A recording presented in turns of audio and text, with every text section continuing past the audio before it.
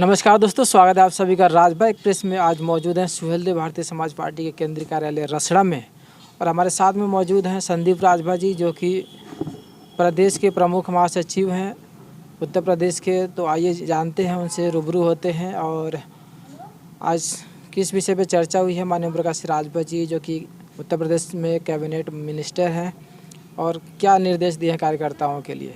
सबसे पहले संदीप जी, आपका स्वागत है हमारे चैनल पे।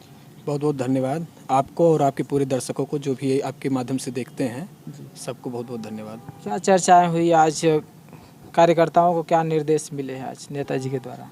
देखिए, हम लोगों का जो काम है, माननीय मंत्री जी की जो विचारधारा है, हम लोग का मकसद है कि गांव-गांव तक बूथों को मजबूत किया जाए। जो बूथ अध्यक्ष, बूथ प्रभारी, सेक्टर अध्यक्ष, सेक्टर प्रभारी, ब्लॉक के जो पदाधिकारी हैं, यानी जितने हमारे कार्यकर्ता पुराने और नए बने हैं, उनको ज़्यादा से ज़्यादा टच में रखा जाए और काम के प्रति उनको सचेत किया जाए, और धीरे धीरे अपने लोगों को जागरूक करके जो माननीय नेताजी की जो सोच है, जो व्यवस्था है, उस व्यवस्था में ढालने का प्रयास किया जाए। तो आप युवाओं को कितना गाइडलाइन करते हैं एजुकेशन के मायने में, या फिर जॉब हो, या फिर बाकी जो भी समस्याएं हैं, कैसे आप युवाओं को गाइड करते हैं?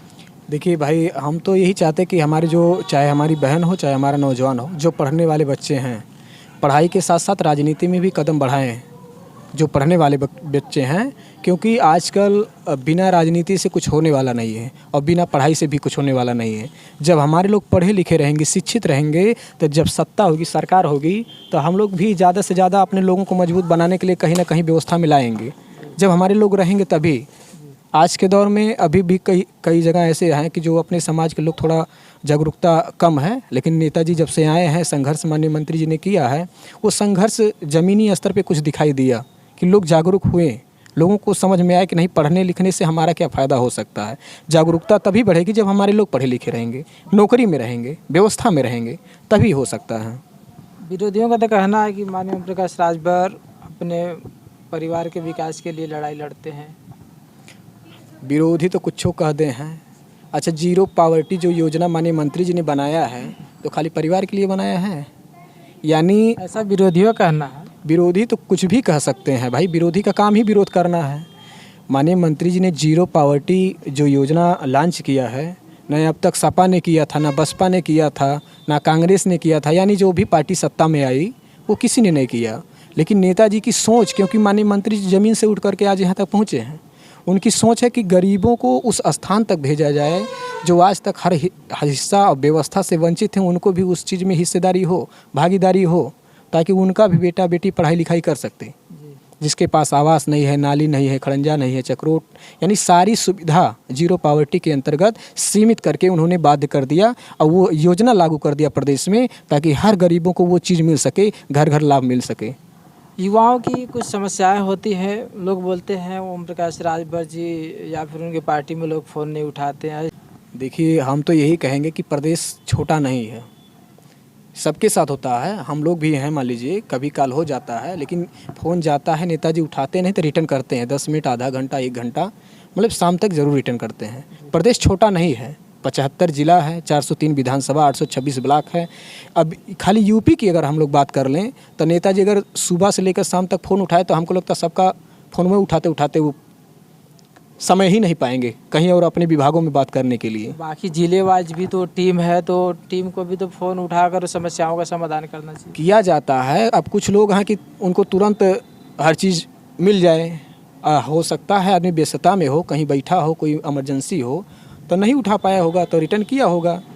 अब लोगों की मानसिकता कि बस हम फ़ोन करें तुरंत हमारा फ़ोन उठ जाए, तो हर व्यक्ति खाली नहीं ना है। हम ही से कोई कह दे हम हमेशा नहीं खाली रहेंगे, हम कहीं मीटिंग कर रहे हैं तो हम फ़ोन नहीं उठा पाएंगे, 10 मिनट, आधा घंटा बाद, 1 घंटा बाद रिटर्न करेंगे। चुनाव को लेकर नेताजी ने क्या संदेश दिया आज? चुनाव देखिए, हम लोग अब पहले संगठन पे हम लोग ध्यान दिए हैं। संगठन जब हमारा मजबूत रहेगा, जहाँ जहाँ माननीय मंत्री जी को लड़ना है, अपनी पार्टी लड़ेगी गठबंधन में, हम लोग बढ़िया से पहले बूथ को मैनेजमेंट कर लिया जाए, सेक्टर को मैनेज कर लिया जाए, उसके बाद ब्लॉक, विधानसभा, जिले वाइज मैनेज करके जब संगठन मजबूत रहेगा तो कहीं से लड़ेंगे तो हम लोग अपना रिजल्ट अच्छा ही पाएंगे। बिल्कुल। नेताजी के द्वारा रैलियाँ होती हैं, महिलाओं की भागीदारी काफ़ी ज़्यादा होती है, महिलाओं के लिए क्या कहेंगे? देखिए, माननीय मंत्री जी की सोच जो है, ये आज तक कोई पार्टी ने किया नहीं था। कहने का मतलब ये है कि हम लोग महिला को भी अब 50% के हिस्सेदारी में लाना चाहते हैं, क्योंकि पहले क्या होता था, लोग महिलाओं को इग्नोर कर देते थे। किसी जगह पे अगर रखने की बात होती थी, व्यवस्था में लाने की बात होती थी, तो महिलाओं को इग्नोर कर दिया जाता था। लेकिन नेताजी की सोच है कि महिलाओं को भी अब हिस्सेदारी में लाया जाए, भागीदारी में लाया जाए, ताकि ये भी पढ़ लिख करके उस लायक हो जाएं जो अपनी आने वाली पीढ़ी को मैनेजमेंट कर सकते बढ़िया से। इसीलिए नेताजी कार्यक्रम दर जिले वाइज, चाहे यूपी हो चाहे बिहार हो, मतलब जहाँ जहाँ पार्टी अपनी चल रही है वहाँ महिलाओं को जागरूक किया जा रहा है। व्यवसाय के लिए 5 लाख युवाओं को लोन की व्यवस्था करा रहे हैं बिना ब्याज का, तो उस पर क्या कहेंगे?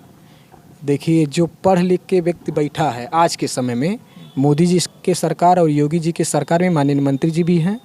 माननीय मंत्री जी ने ज़मीन पे चल कर के देखा कि जो युवा पढ़ा लिखा है वो अगर रोज़गार कहीं नहीं पा रहा है, नौकरी नहीं पा रहा है, तो उसके लिए व्यवस्था माननीय नेताजी ने की है कि अगर जो बिजनेसमैन बड़े बड़े उद्योगपति हैं उनका कर्जा लोग 500 करोड़ 1000 करोड़ 2-2000 4-4000 करोड़ रुपया माफ़ कर दिया जा रहा है, तो क्यों ना एक स्कीम बनाया जाए, एक संस्था बनाई जाए कि जो नौजवान पढ़ा लिखा हो या महिलाएं पढ़ी लिखी हों, अगर वो 8वीं पास है 21 साल से ऊपर, 8वीं पास है 21 साल से ऊपर 40 साल तक, उनको 5 लाख रुपया वो लोन ले करके अपना कोई भी बिजनेस कर सकती हैं, जब बिना ब्याज से। अगर वो बिजनेस करेंगे तो खुद के मालिक रहेंगे, किसी के यहाँ हरवाही चरवाही करना नहीं रहेगा, और अपने आप में मालिक बन करके दूसरों को दिशा निर्देश भी देने का काम अच्छा करेंगे कि देखिए हम अगर चाहेंगे तो बहुत कुछ करने की हमारे पास हिम्मत व ताकत है।